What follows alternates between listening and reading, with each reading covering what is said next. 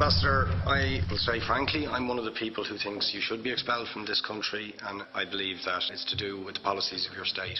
If I was Jewish and had never stepped foot in Israel, I could claim citizenship there tomorrow, but 6 million people whose origins are in what you now call Israel, who were forced out in 1947 or 48, do not have that right. Isn't that part of the reason why the Palestinians are in dispute with Israelis? Because you deny them the right to return to their homes and to their land and to their villages, and that they have a legitimate claim, even under international law, to return, but you deny them that right.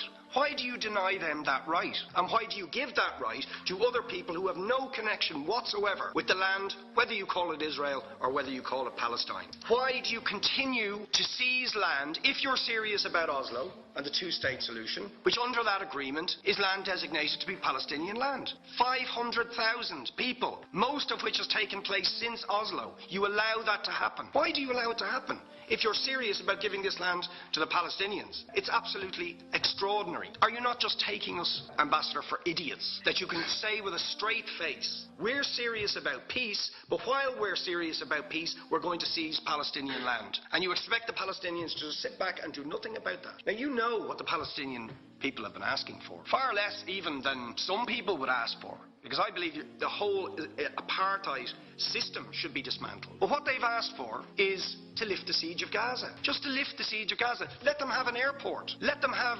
ports. Let them not be dictated to by a government for whom they do not vote as to what can go in and out of their territories, whether they will have power, whether they will have clean water, whether they will have medicine. What makes you think you're allowed to have nuclear weapons and the fourth biggest army in the world and visit destruction on the people of Gaza, but they have no right to defend themselves? They have no territorial sovereignty over that land. Would you ask questions, please? How do you justify that? Yeah. All right. How do you justify those double standards? Very lastly, Ambassador, people like Bishop Tutu, Nelson Mandela, and I would certainly describe your state as a apartheid state, with different laws for people depending on their race or religion. For example, at checkpoints going into the West Bank, there's a channel if you're Israeli or European, and there's a channel if you're Arab. Just because you're Arab. If you came into Dáil Éireann and they stopped you and said, are you Jewish? Oh no, sorry, you can't come in through the same entrance